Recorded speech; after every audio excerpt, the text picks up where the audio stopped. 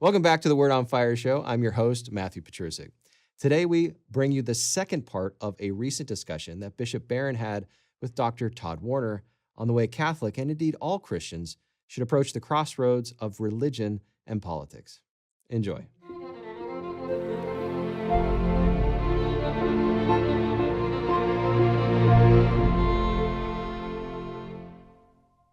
Is democracy moral? In 1798, John Adams wrote to the Massachusetts militia, quote, "Because we have no government armed with power capable of contending with human passions, unbridled by morality and religion. Avarice, ambition, revenge, or gallantry would break the strongest cords of our Constitution as a whale goes through a net. Our Constitution was made only for a moral and religious people. It is wholly inadequate to the government of any other." Close quote. And in his farewell address, President George Washington advised, quote, "Of all the dispositions and habits which lead to political prosperity, religion and morality are indispensable supports. In vain would that man claim the tribute of patriotism who should labor to subvert these great pillars of human happiness, these firmest props of the duties of men and citizens. And let us with caution indulge the supposition that morality can be maintained without religion. Whatever may be conceded to the influence of refined education on minds of peculiar structure, reason, and experience, both forbid us to expect that national morality can prevail in exclusion of religious principle." So my question with these two by the way, these two excerpts do not get much press in the modern era because separation of church and state and so much of the notion that religion should be out of the public square. We're going to talk more about that. And here are two of the primary founders championing the notion, nay, the necessity of religion and morality to keep a constitution such as this afloat. Can a functional democracy survive without a strong moral backbone? No, the short answer is no. And that's, I think, the crisis of our own time. That's what we're facing. What they saw very clearly was A, the link to morality, and then B, the link between morality and religion. Religion maintains the morality. The morality undergirds and informs the political system they created. They knew that freedom has to be an ordered freedom. If it's not ordered, it becomes license and it becomes chaos. I would argue today, when it's, as I say, every kid in America would say, well, no, I determine what's right and wrong. I determine everything from my gender to the purpose of my life. What you have there is you have the dissolution of the society. You have the falling apart. Freedom run amok into license. The cohesiveness that should draw the society together is being compromised. The founders saw that very clearly, and they anticipate Tocqueville there. But in the measure that that's lost, we're in some serious trouble. Yeah. And that's happening. There's no question about it. And then, as you say correctly, what people do is under the guise of the separation of church and state, I subscribe to the view that the separation is for the protection of religion, not the protection of the state from religion, but religion from the state. Yeah. Is to protect religion from the tyranny of the state that would say either, no, there's one religion and you're not it, or no, there's, it's only our point of view that matters, not yours. No, we need to be protected from that, the potential tyranny of the state. But without religion informing morality, without morality informing a free system, it devolves into a kind of license and chaos, moral chaos. And we see that today, seems to me. So they were prophetic, Washington and Adams and company. I mean, even Jefferson, who was no great Christian, he wasn't really a biblically minded person, but he would have seen that. Yeah. He would have seen the centrality of religion and morality. But that's our struggle today, I think. This leads into the famous quote from Jefferson in his letter to Danbury Baptist in 1802. And he says, in full, "I contemplate with sovereign reverence that act of the whole American people, which declared that their legislature should, quote, make no law respecting an establishment of religion or prohibiting the free exercise thereof," close quote, thus building a wall of separation between church and state. Yeah. So many have taken this far beyond the constitutional prohibition of having an established religion of the state and have in fact used this to ghettoize religion to a private sphere far from a public square. You spoke about this a little bit, but can you just, again, speak to the notion of the role of private religion in the public square of democracy? Yeah, because religion really can't be just privatized, not Christianity anyway. Christianity is the declaration of the lordship of Jesus, and Jesus wants to be Lord of the whole of one's life, and that means one's public life as well. It's a public religion, which is why from the beginning they got in a lot of trouble with the political authorities. If it was simply a private hobby, why would the Roman society have been so concerned about it? Yeah. But they clearly were, because they imprisoned and killed the early Christians left and right. They saw them correctly as a challenge to a very tyrannical authoritarian state. So Christianity can't be privatized. And the privatization is not only bad for Christianity, it's bad for the society. See, both ways. And Jefferson's quote there is really good, because not just no establishment, but the free exercise clause. Right. The government should not get in the way of the free exercise of my religion. Well, see, it was just a matter of privacy. Why would they even say that? Right. This is my little private hobby. I watch The Simpsons. Well, or who cares? But the free exercise means the public exercise, the exercise of my faith out in the public forum. And the government should not get in the way of that. So we emphasize one side of that amendment, yes. but there are two clauses to that amendment. I want to talk about politics and democracy. That is, needless to say, everybody watching this or listening to this knows that it's a rough business. Right. There's vitriol and viciousness. There's greed and betrayal. Given the way we look in history, we say, gosh, it was pretty down in the dirt, mudslinging, even back with the founders. Well, when it they was were, indeed, yeah. So should we call this kind of grimy, ugly side of democratic politics just part of the beast, or should we expect better? Well, yeah, you're right in saying from the beginning it was there. Look at the Alien and Sedition Acts, John Adams, and you think our politics is vitriolic and personal attack? Go back to like the Adams-Jefferson campaign in 1800. I mean, and even Washington, even the saint in Washington, I mean, toward the end of his time as president, was vilified. Right. He was burned in effigy in different parts of the country. Lincoln, are you kidding? Yeah. The most vilified figure in American history, no question about it. And then they killed him. Yeah. Just put a fine point on it. Right. So it's built in, I suppose, to the system. You'd hope it's better as people are better educated, both intellectually and morally. But I don't know. I think it's just maybe built into a democratic system. Look, it's the same is true in England or Australia. Whenever you have these liberal democracies in place, you're going to have this very vitriolic stuff. You'd hope that it would be moral and intellectual education would help people pass some of that. And then the good example of some of the aristoi, get some of the best and brightest in our society to model what political discourse should look like. Yeah. Here's something, I said this recently, we had a thing at the USCCB about civil discussion and all that stuff. And I made this observation.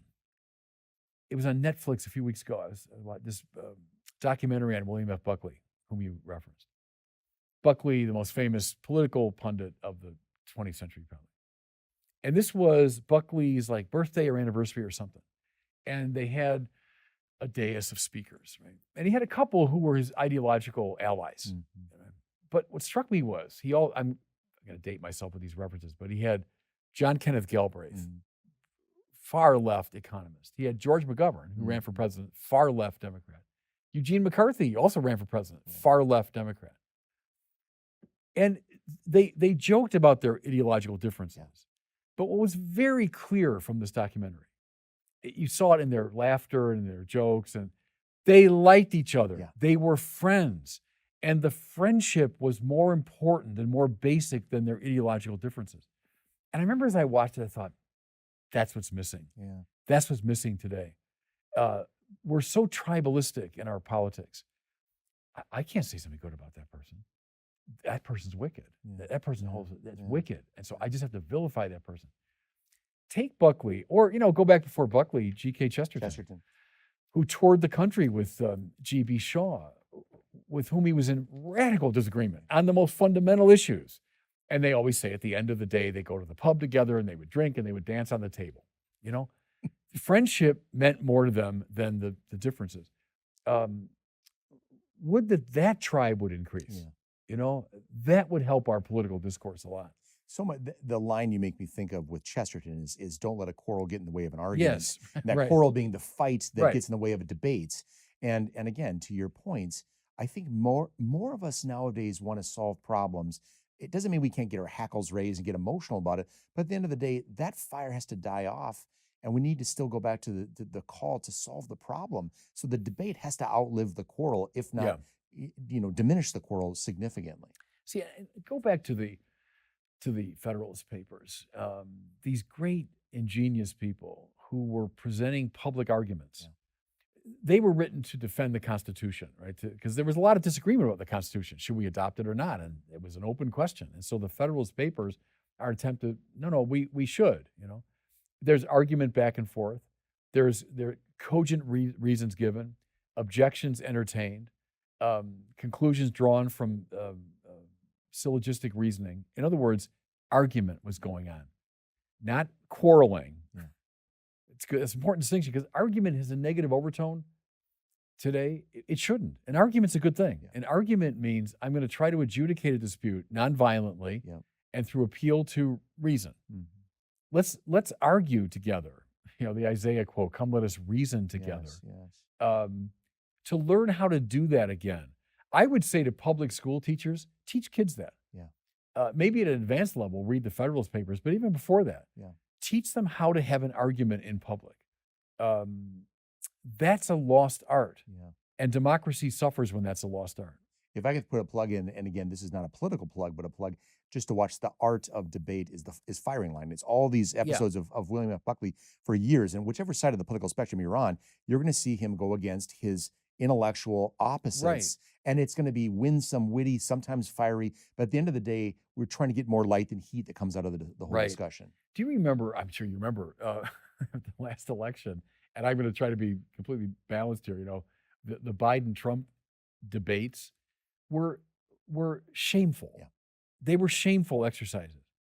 And a child could see it. Right. That this is not, like, compare that to Kennedy-Nixon, 1960. Right. Watch that sometime on YouTube. Right. Kennedy-Nixon. These two, so Nixon had a heavy beard, and that's why he lost. People say it was who cares? Look at these two gentlemen about the same age, arguing in a very calm, cogent way about the issues of the day, and then compare it to the debate in the last election. Right. Well, it's a shameful declension from 1960 to 2020. So would that we could recover, or if you want, really go high level, read Lincoln Douglas debates, 1858. Yes. And what strikes me about that? Go back to Lincoln again, my hero. Illinois farmers, not Harvard, Illinois farmers stood in the mud and listened for like 4 hours to the Lincoln Douglas debates. These were not like little soundbite speeches. They gave lengthy orations, engaged each other over long periods of time. And very common people, the Jeffersonian yeoman farmers, God bless them, stood in that mud and listened to these long speeches. May their tribe increase. Right. How many Americans could do that today? Could stand, not at some, rally or something, but could stand and listen for hours. Or Firing Line, which I watched as a kid, was an hour-long program. Two people sitting like you and me. Yep. Today I think, no, forget it, Mr. Buckley, this will never work, Yeah. But that's a judgment on our own political ethos. And to your point, this is not dumbed down conversation.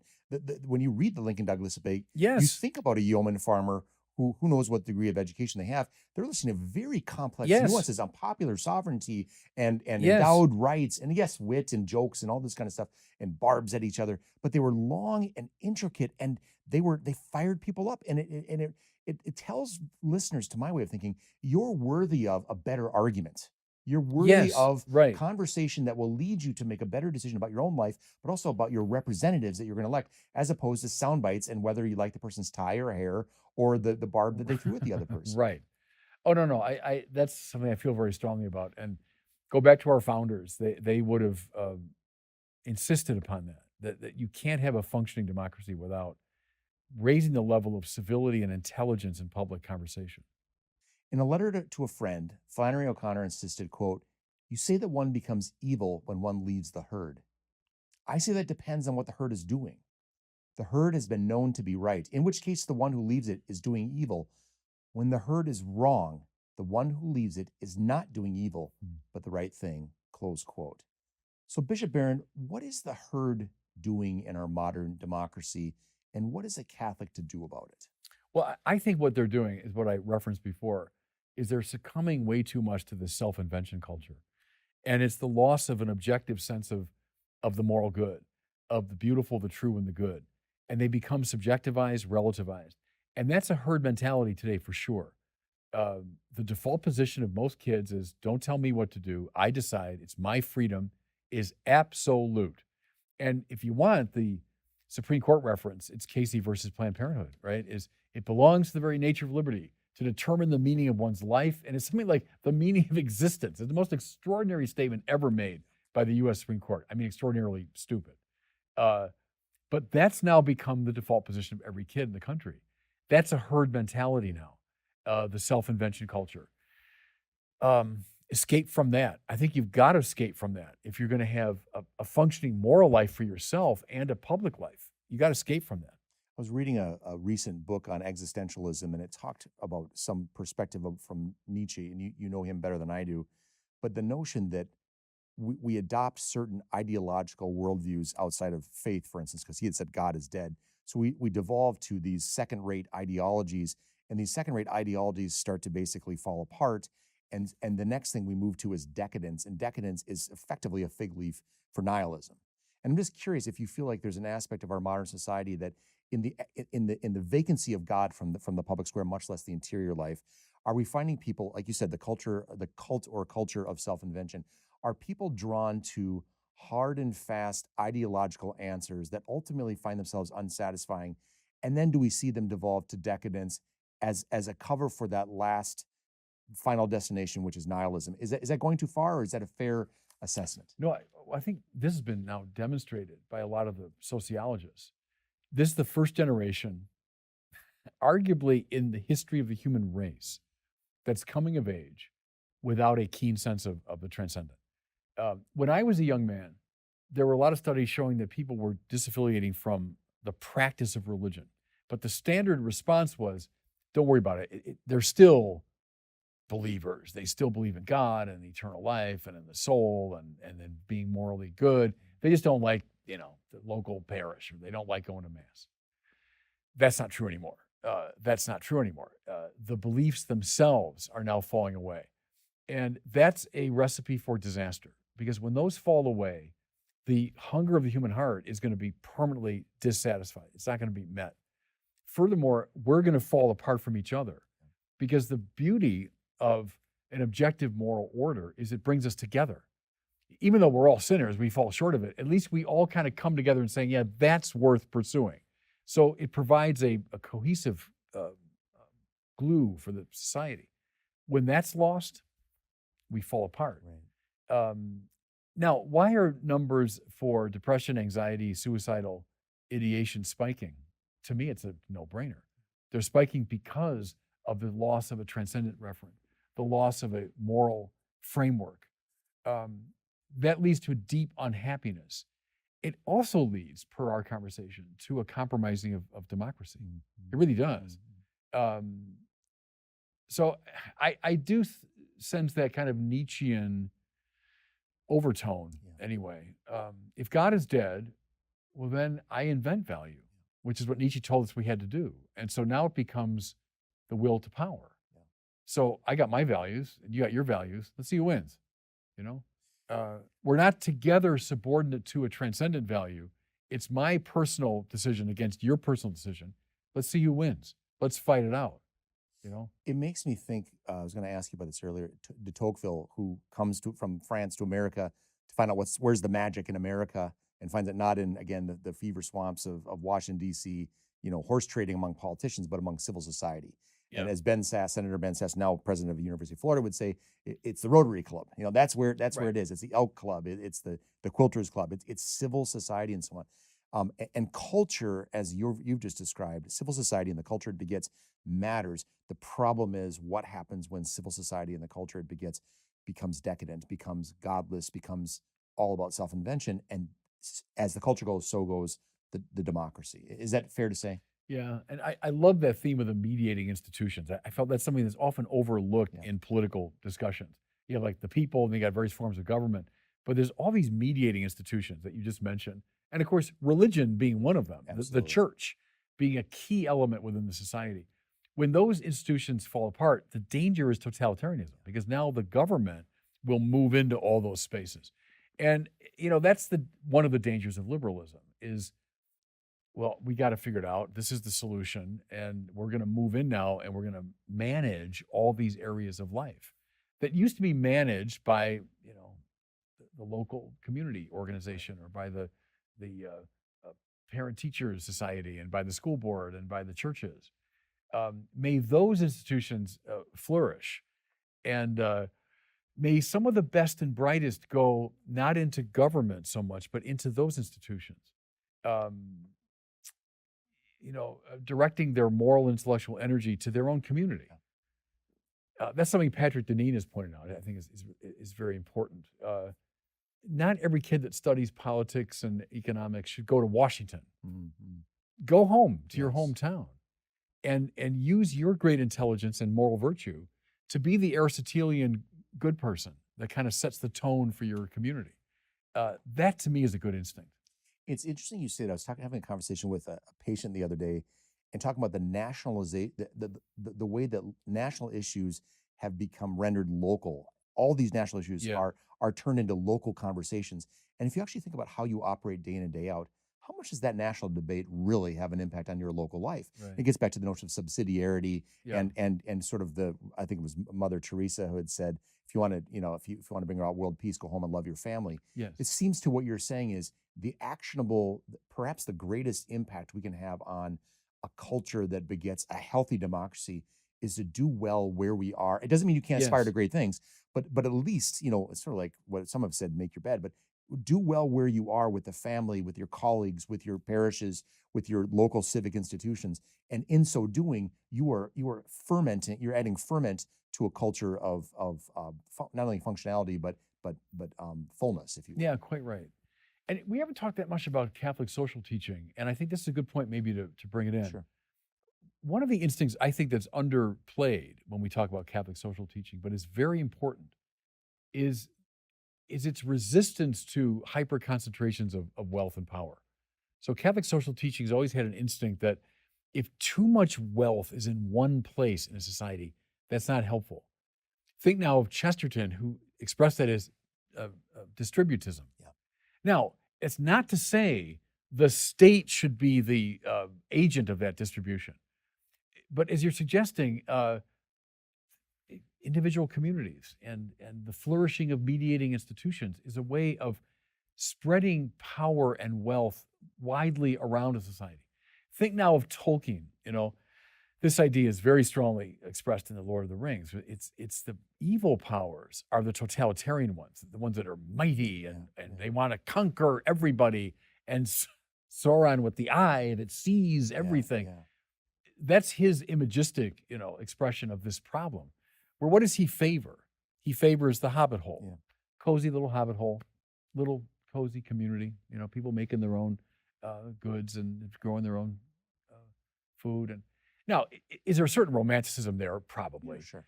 But the instinct, I think, is in line with Catholic social teaching, is it prefers the smaller and the more distributed power and wealth to hyper concentrations of it, which become dangerous. Yeah. And I think a democracy is healthier the more power and wealth are spread around. Yeah, that whole notion is so refreshing. It does follow in line, obviously, the Catholic social teaching. The notion that you as an individual are dignified, you're a child of God, you're valued, you're eternally valued, but you're broken. Right. And yet you're redeemable. And so the notion that we Yeah. have this complex mass of what it means to be both infinitely valuable, broken because of sin, original sin, and also the sin that we continue to perpetuate, but hopeful in redemption. You can see where a certain notion, whether it's religiously originating in religion or not, the certain notion of saying, we're going to allow there to be some tensions to play out on your local level, because that's an incredible mix that you have there.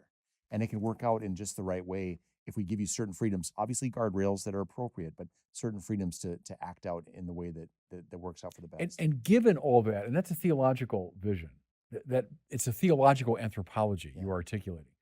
Given that, It'll never be resolved this side of the eschaton. I am very much with what you said earlier about resisting the utopian thing. Utopianisms are very dangerous.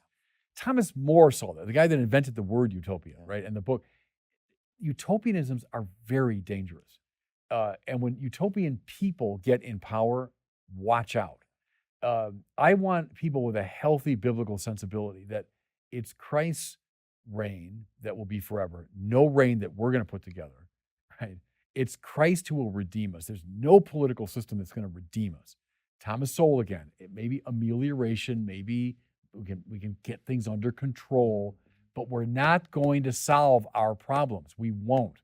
Because like the tension between the one and the many, between the individual and the collective, those are what Paul Tillich called ontological polarities. They're just built into the structure of finite reality.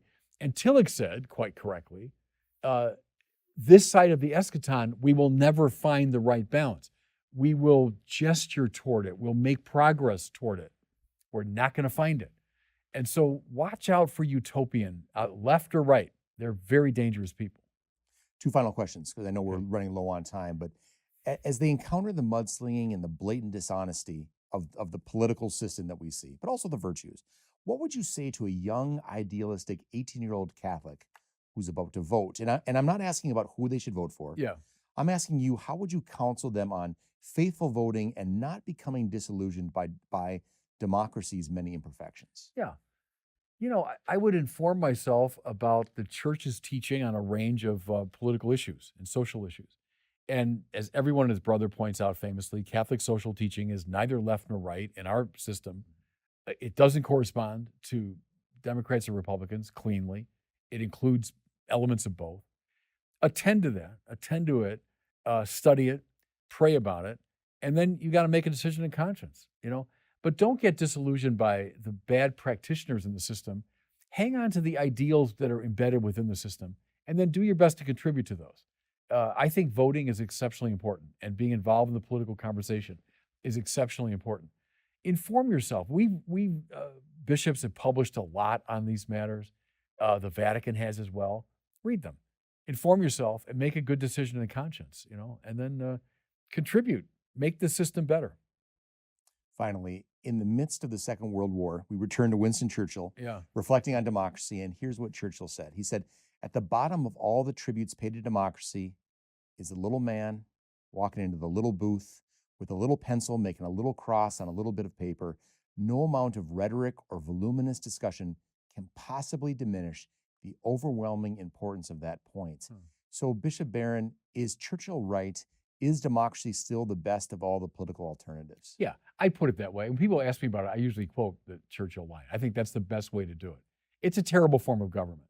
And I can give you all kinds of reasons from Aristotle through Karl Marx why that's the case. It's a terrible form of government. But show me a better alternative. And you can't, you know? So yeah, I would subscribe to that. And I never knew that quote about the little man, the little voting booth, but that's pretty good. That's pretty good. Because see, that's respecting the rights and freedom and dignity of the individual. That's what that says. Even though maybe that guy, Churchill talked to that guy for 5 minutes and lost all confidence, but still show me the alternative, you know, to that. So I think that's pretty good. You know, maybe I know you love Churchill as I do too. A couple of years ago when I was over in England for something, there was the Newman talk I gave there, and we went to we went to Tolkien's grave and Lewis, and then we went to Churchill's. He's buried not far from Oxford. Bladen, yeah. Right. And I did a little thing, you know, just about Churchill. And there were a number of people now in the kind of our woke environment that, oh, how could you possibly, you know, Churchill is a colonialist and racist and all that. And I said in one of the comments, well, I guess, you know, besides saving Western civilization, I guess there really isn't much to this guy. But you know, he did. He's like Lincoln that way. You know, Lincoln knitted back together the country, did it through the mind and through speech and through very canny political action, including military action. Churchill, the same thing. Yeah. You know, he saw, as he put it, Christian civilization falling apart under the weight of Hitler. And by God, it was. Right.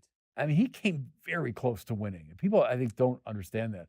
If England had changed prime ministers and went not with Churchill, but with what was Halifax, right? Yep. Hitler would have. England would have made a separate peace. They would have been out of the picture. Russia might have fallen very easily. We got through by the skin of our teeth, Yeah. and Churchill was the main player. With all respect to Roosevelt, Churchill was the player, just as Lincoln was the indispensable player. If I can throw it on that, I mean, yes, Darkest Hour, a wonderful movie.